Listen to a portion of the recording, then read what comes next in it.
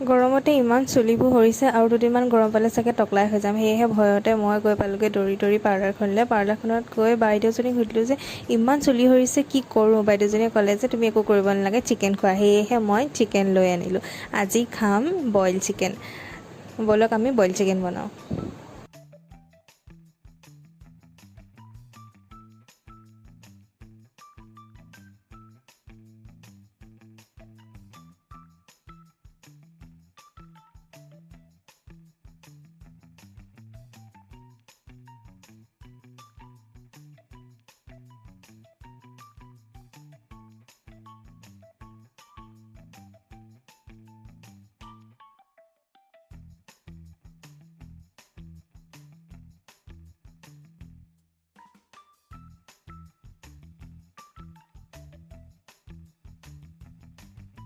এইখনেই হৈছে মোৰ আজি ৰাতি সাঁজৰ বইল চিকেনৰ থালি।